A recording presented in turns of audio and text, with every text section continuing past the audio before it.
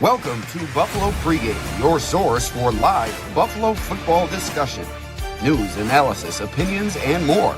Presented by ASM Publications and Bills Digest. Hello, everybody, and welcome to Buffalo Pregame. My name is Alex Brasky. I am your host here on the show, and we have a good one coming up for you here today as the Bills getting set to begin their preseason slate, and we kick off our set of pregame shows, hoping for 20 or so during the regular season, that is, in the postseason. But a couple coming for you during the preseason as well. And I'm going to be joined by Anthony Prohaska of Cover One later on in the show, coming up pretty shortly, actually. So stay tuned for that, and we'll preview Bills Giants as they get set to kick off at 1 p.m. at Highmark Stadium. What players do we have our eyes on? What are the storylines? Who's on the roster bubble?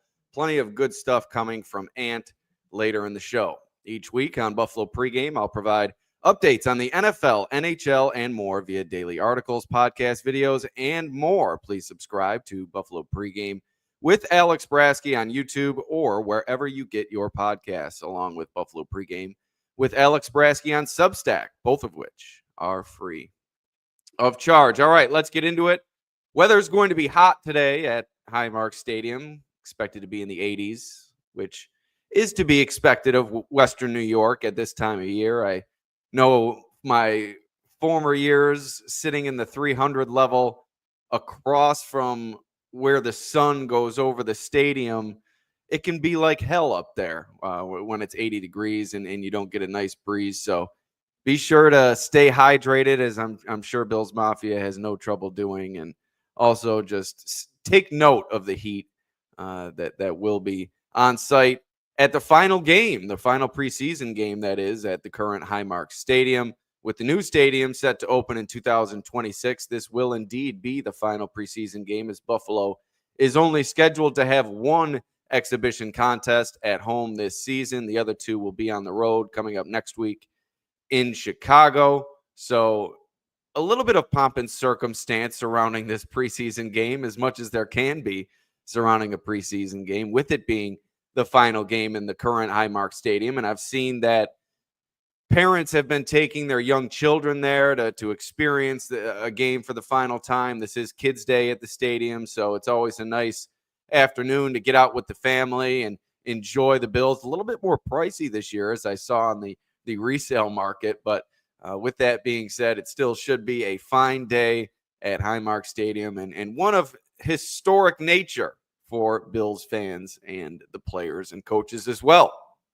As far as that's concerned, I'm sure that it's going to be something to remember for people. And you can always say, I was at the final game in the stadium, but at the same time, I think everyone is looking forward to really that stadium across the street opening. And as the fans go to the stadium today and they take a look, some of them for the first time, at that structure being built across the street, I can just imagine they'll be in awe with their jaws dropping. When you look at the two side by side, it really is a stark contrast, and really excited to see that new stadium when it gets completed, like I said, prior to the 2026 season. But let's get into the nitty gritty of this conversation. We'll begin with a few injuries and performance updates, I guess, as Josh Allen will not play in this game for the Bills. The starters are expected to play, well, a certain amount of starters are expected to play at least one quarter per Sean McDermott. For the Giants, you'll see Russell Wilson getting the start at quarterback. He's expected to be the team starter this year, so he should see the team's first team offensive line in front of him, and that should present a solid opportunity for the Bills' young and new look defensive line to get a real nice look in this game, a game's level experience for that group playing alongside one another for the first time, like I said, in a game setting. If it were up to me, I would play most of the starters, except for a list that we'll get to soon that have been dealing with injuries, with the exception of Joey Bosa, Matt Milano and Tre'Davious White. I've seen video from Dom Tibbetts of WKBW already posted on X watching Tre'Davious White warming up before this game. So it'll be interesting to see whether or not we see White. I would not put Bosa, or Matt Milano out there in this game. Just really no need. You have the joint practice with the Chicago Bears coming up next week.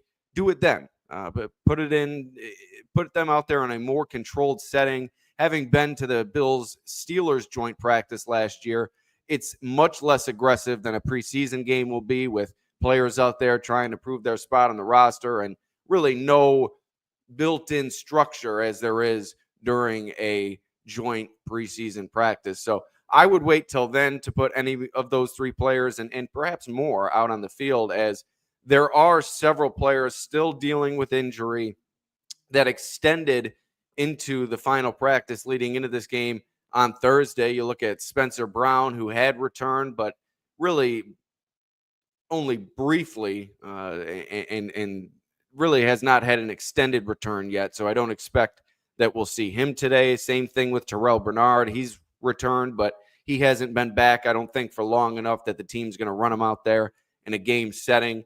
And then you have Khalil Shakir, who's going to be out likely until week 1 with that high ankle sprain. Good news that he's expected to return week 1, but he's out for the time being.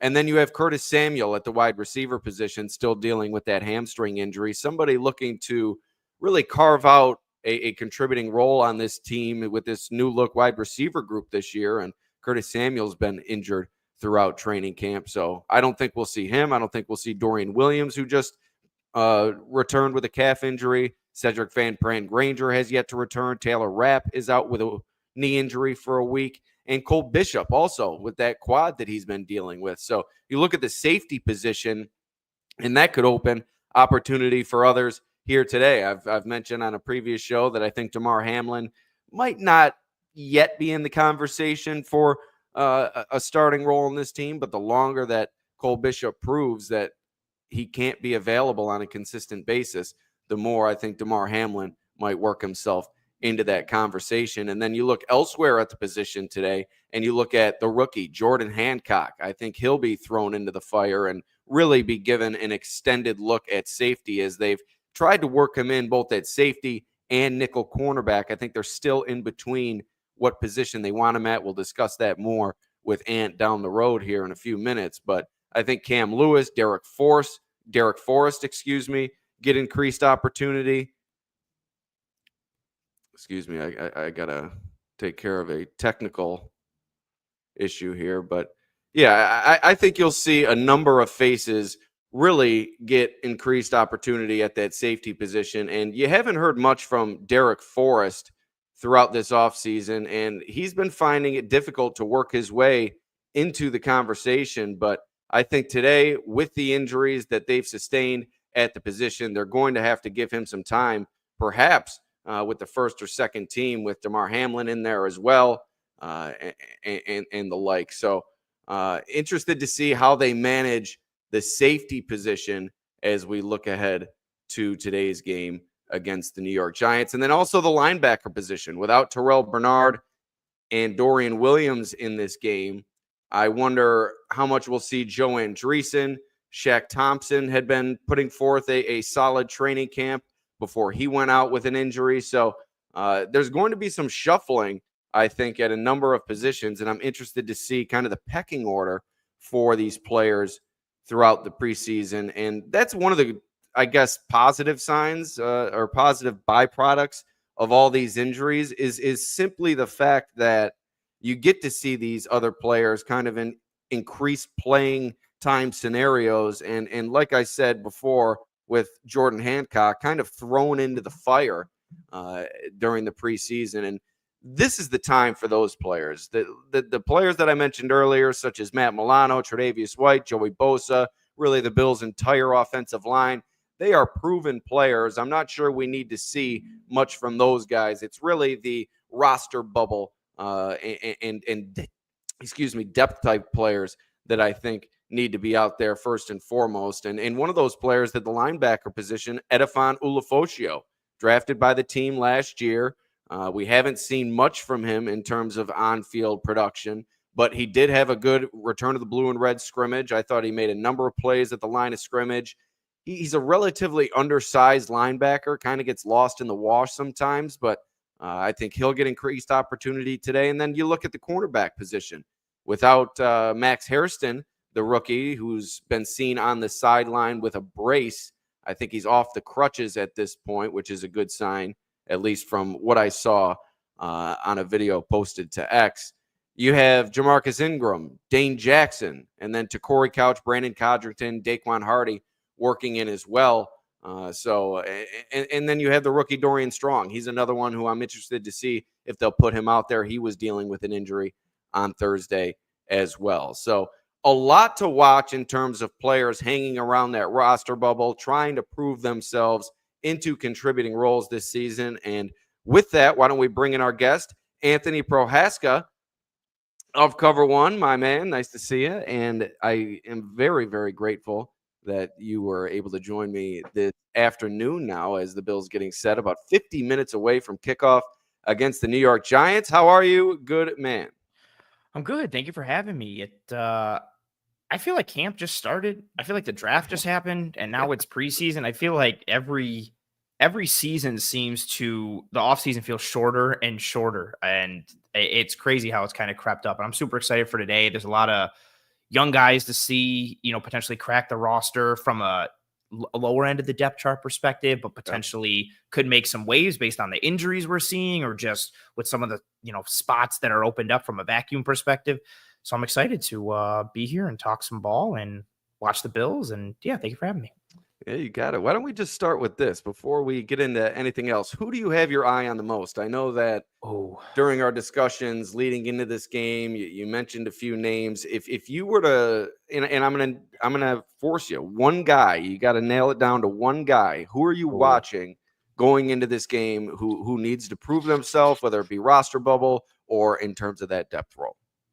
Man, just one guy. These are always the hardest. And I always do things like this on my show. And then I cheat right before I have to give my answer. And I give 3. I'm like, well, these guys, I tiered my first answer. I'll go with Javon Solomon. Okay. I think, that edge spot, not necessarily to be pessimistic, right? But, you've got Hoyt suspended for 6 games. And even, he's an edge, but ideally and likely he's used in a variety of spots.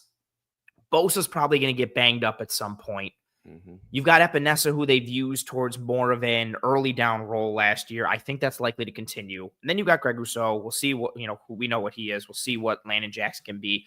But I think Javon Solomon really has an opportunity to crack not only make the roster at edge because of injuries, but also just from a pass rush plan and technique perspective. He's kind of a unicorn at that spot. And just him coming out of Troy, the skill set, the traits, how productive he was, and then seeing some flashes of it last year, and then coming into camp and the scrimmage this year. I thought he's looked tremendous as a rusher and as a run defender.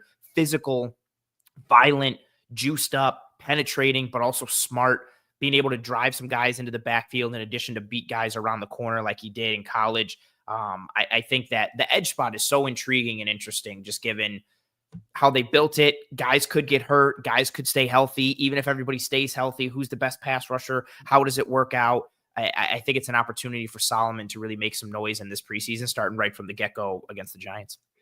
Yeah, I think for Solomon, it's really a time on task thing. When you're an undersized pass rusher, I think the more opportunity you get out there at the pro level and just understanding your body and what it takes to kind of cut those corners and work it to your skill set. And I think over the course of this offseason, you've really seen that progression from him. And I'm also really excited to see what he has to offer. I think he gets lost in the conversation for me just because of all the added firepower they brought in this offseason, whether it be through the draft with Landon Jackson or Michael Hoyt through free agency. But you really can't forget about Solomon, especially during this preseason where he's going to get ample room to shine.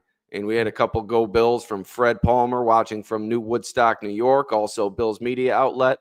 Follow their stuff, I guess. I don't want to give them too much of a plug here without knowing, but I'm sure they do good stuff. And then John Robert, to answer your question, Caden Davis is expected to do the kicking, at least from my perspective, with Tyler Bass dealing with that pelvic area soreness. Ray Davis could also get an opportunity. Give Ray Davis the keys to the car, cowards. The more you can do, right? I saw Lance Lysowski post that both Davis and Davis were both getting some kicks in. So we'll see how that works out. I don't think it's anything that's going to be too concerning with Tyler Bass at this point. I think it's just a matter of rest and recuperation. But why don't we talk Jordan Hancock now, another player kind of on the bubble for a contributing role. I think he's somewhat of a roster lock due to his draft stock and really how they view him in terms of what they've discussed with the long-term plan at both positions, whether it be nickel cornerback or safety. And I think he should get plenty of time at safety today with the injuries that the team is dealing with. And my question to you is, are you more comfortable with him there or nickel cornerback, somebody who watches tape and really dissects this stuff? Where do you project him more, or is it an even split? It's really tough with him because in Ohio State's defense, and I say it really tough with him from like a positive perspective. In Ohio State's defense, especially last year, you had him, you had Downs, and then you had Ransom. And they would use Downs a lot, kind of, who's one of the best players in college football last year and one of the best college football players coming into this upcoming season. They would use him as almost this kind of like monster man, and they would bring him down from the top and in and around the box, but he'd also drop deep. And then that really changed Hancock's role, like game to game. Sometimes he's doing a lot of nickel. Sometimes it's a lot of traditional safety and in a variety of coverages and looks. I think he can do both. I like that he can do both.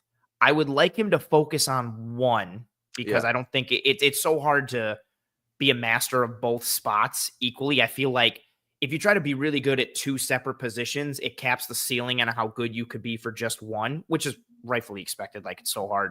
But given the presence of Taron Johnson and even Cam Lewis, who I like as a backup nickel, and the questions at safety, I would like him to get more looks at safety. I think he can do that. He showed some flashes. He had a really nice pass breakup last Sunday towards the end of team when he was getting looks with the ones. Trey dapped him up because he made a really good play. I would like to see him get more reps at safety. Just, and I'm very superstitious, so no jinx. Fingers crossed on all this. You've got Taron at nickel. Cam, I think, is pretty locked as that backup nickel, even though Cam can play some safety as well. And we've seen him do that in the season-ending camp this year. But yeah, give me Jordan Hancock at safety just because there's questions around there. We don't know what Taylor Rapp is long-term. We don't know what Cole Bishop is in the short-term and in the long-term because of time on task and injuries. Rapp has shown propensity to get banged up a little bit. And then after that, it's really anyone's game. So I think he can do the job at safety. And I'm excited to see him get looks there today, especially after what Bobby Babich said. I think it was earlier this week with him being a good football player, but needing to kind of focus on the details and progress in that area.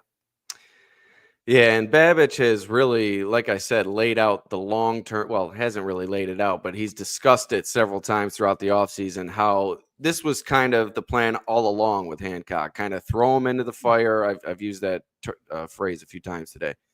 And kind of see where he fits. And I think that's what you're going to see throughout the course of the preseason. With the injuries at safety right now, maybe more opportunity there. Maybe there is more opportunity at nickel corner down the road, but I think you're right. I think they like what they have in Cam Lewis. You might even see him on the back end today. And something else at the safety position I want to get your opinion on that I kind of came out and stoked the fire on earlier this week. Damar Hamlin is sitting there available as always. And once again, you have, like you mentioned, Taylor Rapp and Cole Bishop both unavailable. And I don't want to say at this point that either Damar Hamlin's going to be a starter or Cole Bishop is in danger of losing what is expected to be a job that he's going to be given the keys to once healthy.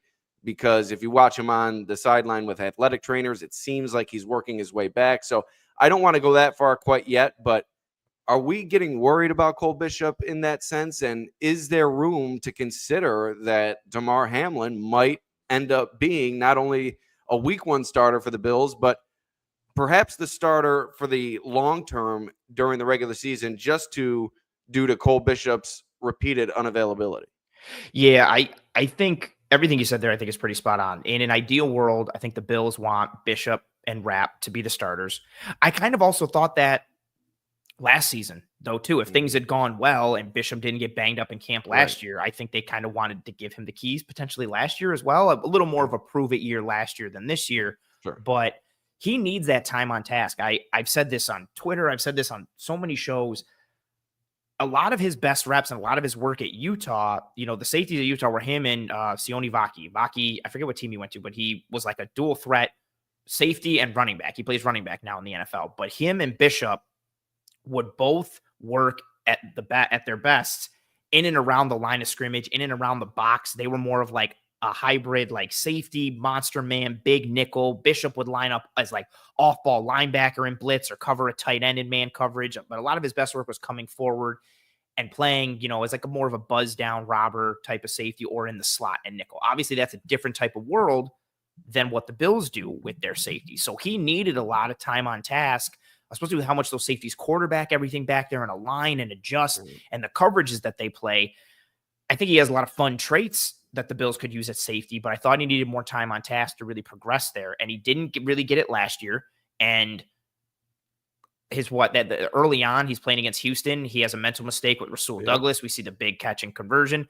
Again, Nico not the end of the world. Collins deep down the field. Absolutely. But again, that's to be expected. Like, he hasn't had a lot of time on task. He needs that time on task. And fast forward to this offseason, now he's banged up again. And so it's like, okay, do we have injury concerns? And not even with the injury concerns, which is a separate thing. So you have that, but then you also have, okay, he's still not getting that time on task. How good do we feel about him? And then like you kind of juxtaposed him with Damar Hamlin, who is just this model of consistency, who I know frustrates so many fans because he's not sexy and he doesn't have this high level skill set or high level traits. And I don't think he has a very high ceiling. And I think that also kind of caps what the ceiling of the defense can be, but he's just tremendously consistent and tremendously reliable. And you hear the coaching staff talk about it. You'll hear players talk about it. And this defense and this coaching staff really values guys who can be in the right place at the right time. And Hamlin's upside is limited, and putting him in there, I think, limits the upside of the defense a bit, but he's just been largely a model of consistency, and his familiarity with this type of defense coming from Pitt, it really was kind of a plug and play dude. And yeah, whether rightly or wrongly, it just seems like the stars align to continue to give Damar Hamlin opportunities at that safety spot. And Bishop, again, as long as Bishop's healthy, I think it's going to be his job, but I don't think it's crazy to see a world where Bishop is either continuing to get banged up and that gives Damar Hamlin opportunities, or, the injuries that Bishop does have prevent him from getting the time on task that he needs, which causes him not develop at the rate they want him to or develop in the ways that they want him to. And so then it becomes like, okay, the risk reward piece of, do we put the guy out there in the regular season to get that time on task, or do we go with the known quantity and Damar Hamlin and play for the high floor, which is, I think, would probably upset a lot of fans. And Sione Vaki is Detroit Lions running back. That's now. what I was thinking, and I was like, I can't remember. Yeah, there you go. Yeah, he was fun.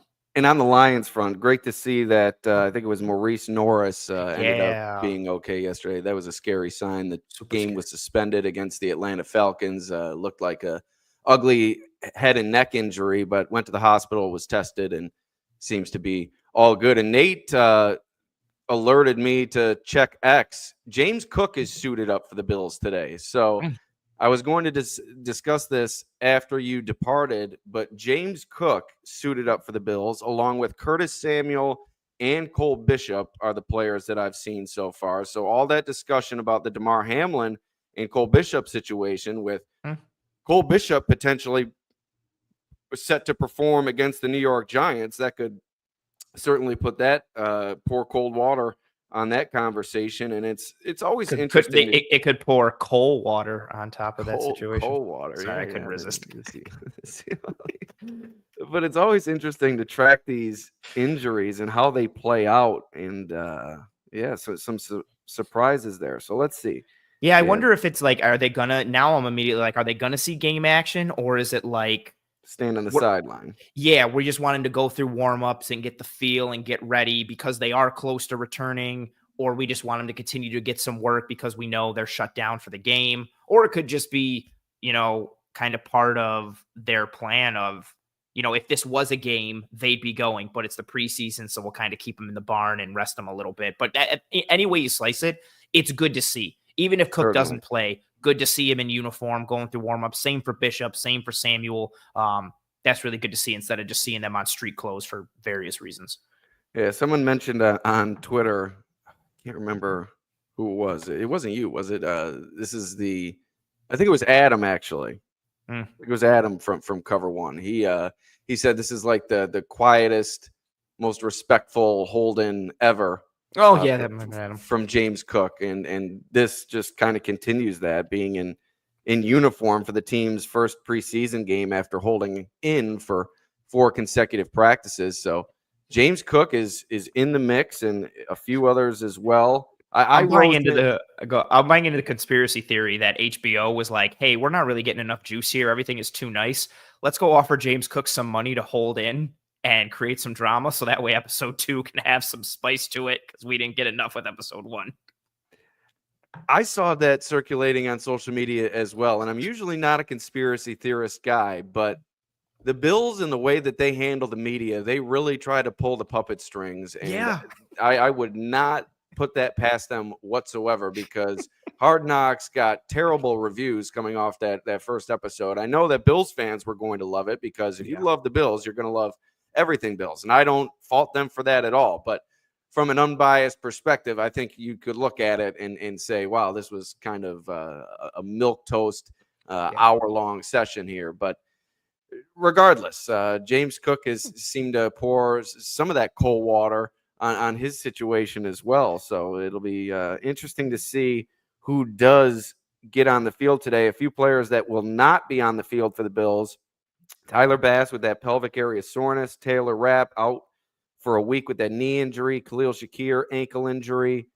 We'll keep him out likely until week 1. Max Hairston with the knee, Shaq Thompson, the linebacker. That's someone I was interested to see today, with Terrell Bernard and Dorian Williams potentially not playing, but it seems to me that they're in uniform. Cedric Van Pran Granger with the calf, Tylen Grable with the concussion, Alec Anderson with a knee. All those players not dressed for the Bills today, and that's per Jay Skursky of the Buffalo News. So potentially some participation updates there as Josh Allen leads his team out onto the field. He will not participate today. The Bills in their all-white uniforms, white face masks. It's a clean look for the Bills. Very, very good look. What's your favorite uniform combo? The 90s away uniforms. I like the red helmet. I like the white shirt with the blue piping, and then the white pants with the blue piping as well. And that's probably my top tier thing. Although I am I love the red helmets.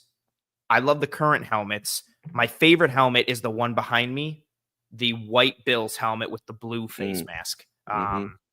They have a lot of good iterations though. But if I had to put it all together, it's the 90s away, the red helmet with the white top and the white pants. That's a good look. Blue face mask. That's the Jack Kemp era. Yeah, that's and even Ferguson a little bit too. And then I knew it was one of them. Thinking even into the 80s a bit, and then they switched it a bit in like the late 80s before they really started to take off. Like Kelly's first couple iterations, it was the red helmet with the blue face mask, and then they ended up putting the white face mask on the red.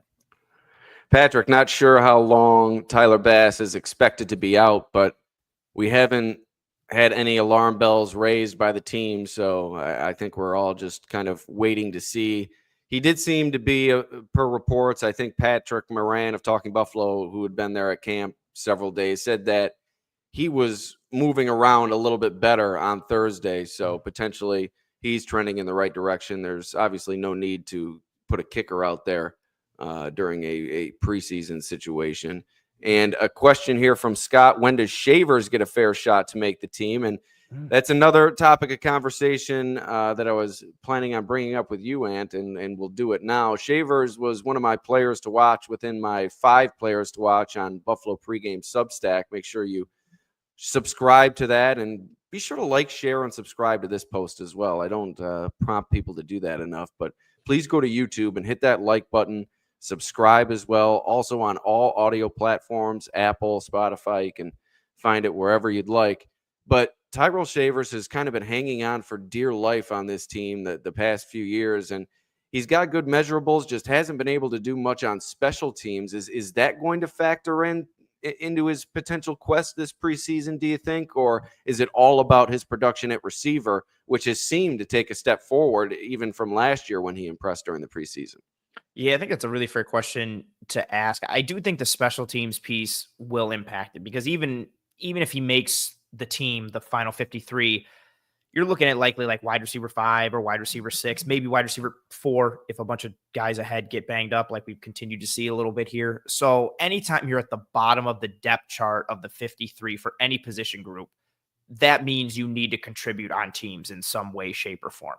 So, being good increases your odds of making the team. Not having team's value obviously hinders that and decreases it a bit. But I do think it's weird. Like, he's made plays at receiver. He looked good in camp last year. I thought he made some plays in the preseason last year. He's looked good in camp this year. He's gotten a bunch of time with the ones just because Samuel's been banged up. And then Palmer got banged up a bit. And then Moore got banged up a bit. And we had days where it was like wide receiver 1 and 2 on the field were Tyrell Shavers and Steven Gosnell. And that's what the wide receiver group was looking like. And I am interested to see Shavers today. I'm interested to see the wide receiver group in general be just with, Samuel's warming up. We'll kind of see what happens, but he's another guy that, not to be negative, like I just expect at some point Curtis Samuel is going to get banged up. Yeah. Curtis Samuel is going to miss time, and Elijah Moore can get banged up and miss time. Keon plays a very physical game. There's a chance he can get banged up. So there's been a lot of opportunity, I think, potentially in the future, but just in camp already, like Keon has gotten a ton on task. Same thing with Palmer because Samuel's been banged up. Shakir's been banged up. So there's a lot of opportunity for several receivers to kind of stake their claim potentially in the preseason today. I think Shavers has the inside track of everyone, just based off of the combination of size and frame and skill set and potential that he could have. And I know he's, as you were pulling up comments, he's kind of I feel like a sneaky like depth chart fan favorite. And I feel like this is another year of pumping that Shavers train. And it's understandable. I get it.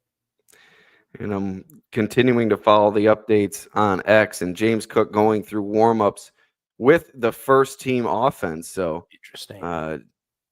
Sean McDermott did say the starters were going to play today. And with that list of the players that are not in uniform, you do have Terrell Bernard in uniform. You do have Dorian Williams in uniform. Like Matt Milano. Mentioned, Matt Milano in uniform. Trey Joey White. Bosa, Trey White. Yeah. So a lot of names I mentioned off the top here that I wouldn't figure would be a high priority to get into this game. Yeah. It could also be that this is the only preseason game at home. It is Kids Day. You don't want to trot out 30 guys in street clothes. That could be a little bit disappointing for the kids. And like I mentioned earlier, I think you should take it slow with some of these guys. You do have the joint practice with the Bears coming up. I think that's a perfect time to get some of these guys back. I don't think there's any need to rush the veterans or some of these guys coming off injury. Maybe like you mentioned, it's just kind of a warm up to the warm up, trying to get them into game mode and what to expect on game day. There are a lot of new pieces on this team, and you need some veteran leadership out there to kind of show them the ropes and how we do things in Buffalo and in air quotes, I was putting we. So I think there is something to be said for that. So still kind of interested to see who's going to actually take the field for the Bills, but they'll see Russell Wilson and they'll see the Giants' likely first-team offensive line, which we mentioned Javon Solomon off the top. That should also give the rookies plenty of time to shine. I think you're going to see a lot of TJ Sanders, a lot of Deion Walker, a lot of Landon Jackson, and you could comment on the other two, but I really want to ask about Landon Jackson because I think he might struggle to find a jersey to start his career on game days. I think he'll make the final 53, but with the amount of players that they have at that position right now, I know that Michael Hoyt is set to be suspended, but especially when he comes back, Jackson could get lost in the wash in that rotation. Where do you see him? What is his biggest area of need in terms of his progression? When it comes to me, I think it's his technical side. Is that correct? Yeah, I would agree with that. I think he's got the tenacity side down, the violence side, the length and frame and knowing how to play to it. Like he'll play the run, he'll stack and shed, he can long arm some guys and compress the pocket. But I think it is that technique. He's got a jumping cross chop that he can hit, and he's got some hand technique pieces that he flashed in college. But it's really just nailing that and being a consistent down-to-down rusher. I feel like in terms of just like, and these are the guys the Bills always gravitate towards, in terms of effort and run defense, like that's going to be there from him because that's kind of a prerequisite for being in the edge room for them. But yeah, he's got to show something as a rusher because you've got Rousseau, you've got Epinesa, Hoyt will be out, but then he'll be back. And then you've got Bosa, and then you've got Solomon. I really feel like Landon Jackson and Javon Solomon are competing for edge 4, depending on who's injured and who's healthy, and Hoyt's suspension, or edge 5. Like, I really do think it's between the two of them. And I know Jackson's the higher pick, but as of right now, I feel like Solomon's been playing better football. So it'll be really nice to see those two kind of battle. Maybe they'll probably be on the field together a bunch today. So it'll be nice to kind of see them simultaneously and see what happens. Let's flip back over to the other side of the ball. The primary position battle, I think, entering this game is quarterback 2, Mitch Trubisky, Mike White. Boy, a big headliner entering this game. Mitch Trubisky, has he kind of worn out his welcome here, you think? You think that they're going to go with White? I think it's obviously going to come down to preseason performance. If one of them really struggles, the other one really thrives, they're going to give it to the one that really thrives. But let's say they both perform relatively. Should they be through with Mitch Trubisky at this point? Have we seen enough? I don't know if they have. It's tough. You and I were talking about it last night in the DM. I feel like, and I've said this on other shows, I feel like his experience in Chicago, having such a strong rookie year and then things kind of bottoming out, I don't think he has like the yips, but I think he kind of broke his spirit a little bit. And he's almost just ultra conservative with the ball. And even during practice. Yes, even during practice. And I know he doesn't have the best arm, but he can throw, and he's really athletic. I would like to kind of have him. You saw the deep ball to, I think it was Deion Kane, the bomb down the field during camp. Yeah. He's got it in him.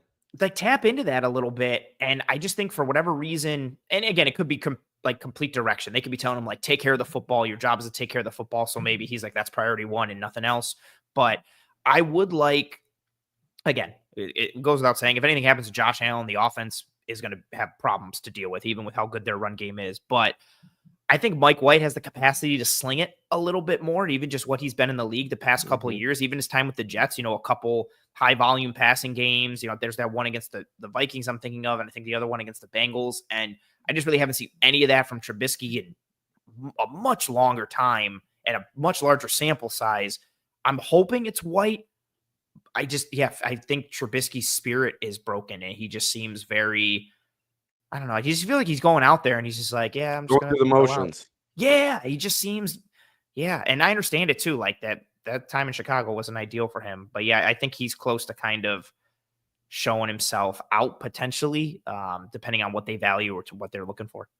It's got to be hard to find that spark when you come in as highly touted rookie, supposed to be the face of the franchise, and then you fall this far to QB2 on the Bills, a team where you're hopefully never going to get a chance to prove yourself. And they should have won his rookie year. It was against the Eagles. They had that missed field goal at home. Was that the double doink? Yes. They should have won that game and been on to the Final Four in the NFC, like with a rookie Mitch Trubisky. And you're coming out of that game thinking, you know what, this sucks, but our defense is back. Trubisky looks real. And then he just nosedives. I remember going into his second year, how many people were picking him in fantasy and like building their team names off of like a Trubisky pun or a Biscuits pun because they got Mitch Trubisky. He was a thing, not just in Chicago, but across the league. And yeah, it's got to be tough to go from that to just kicking it around with the Bills and then the Steelers and then not looking good with the Steelers and you're back with the Bills. It's got to take something out of you kind of mentally in addition to just how you are as an actual player.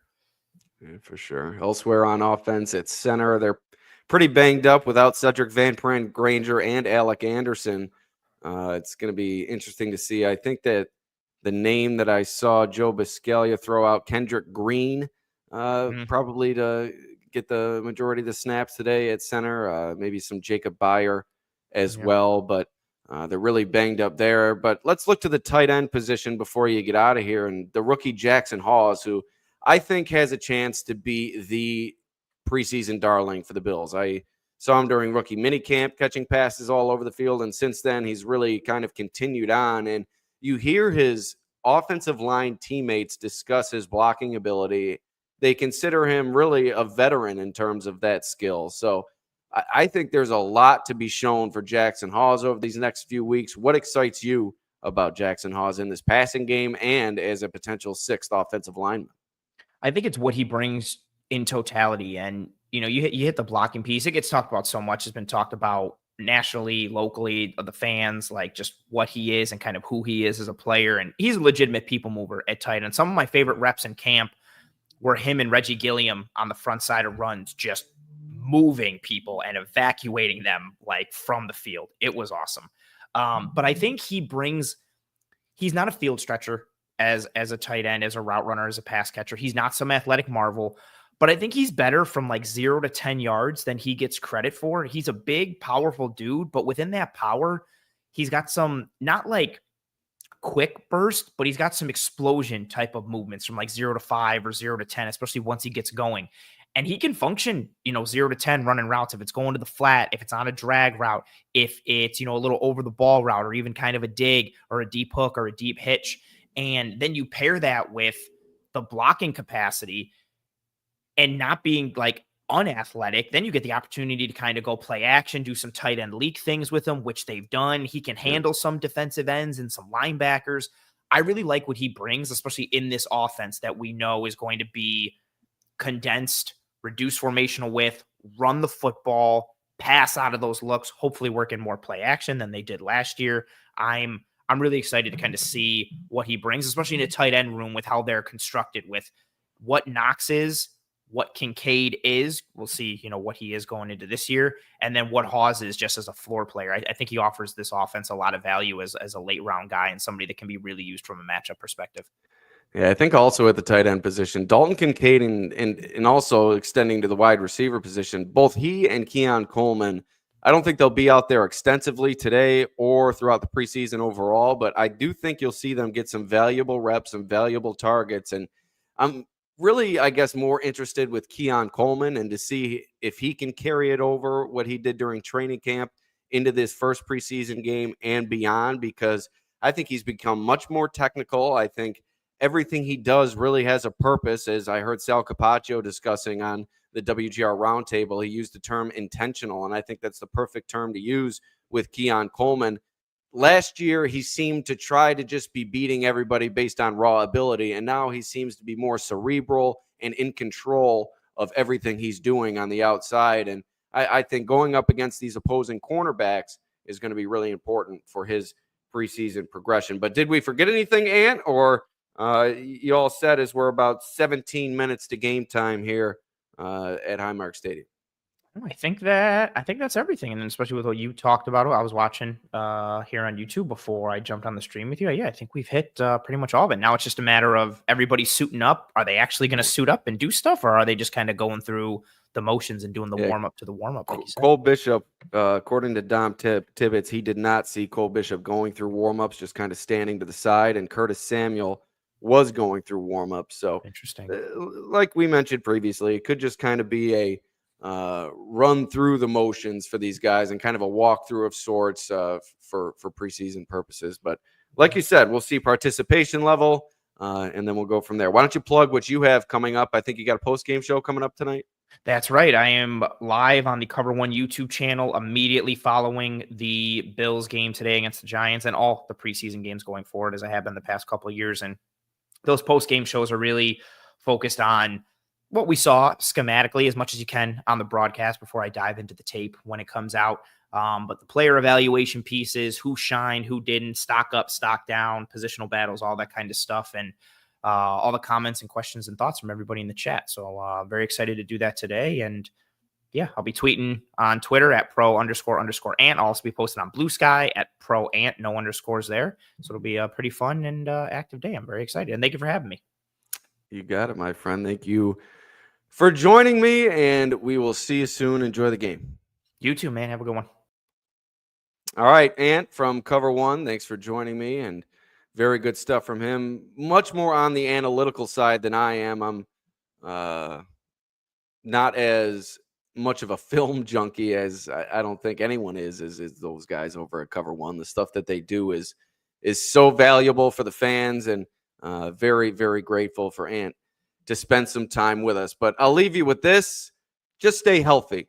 I think take some of these injuries slowly. I know that they have a lot of these guys dressed, but I think you need to take it slow. There's no need to rush any of these guys back, particularly a Cole Bishop, a Terrell Bernard, a Dorian Williams, to mention a few. So let's just stay healthy. I wouldn't even like to see Joey Bosa, Tre'Davious White, Matt Milano in this game. Just move right along. Joint practice coming up next week, and the final 2 preseason games to follow. So my final thought is just stay healthy, and I thank you for joining me here on Buffalo Pregame. Please like, share, and subscribe. Please go to YouTube, hit that like button. You can find the YouTube link on my X account, or you could just search Buffalo Pregame with Alex Brasky. It'll bring you right there. Also, my Substack account, I'll have post-game coverage on Substack, the written word, also some pregame coverage there with 5 players to watch entering this game. So a lot of stuff for the people to follow, also on the audio side, wherever you get your podcast. So like, share, subscribe. I appreciate everybody tuning in, and we'll see you after the game.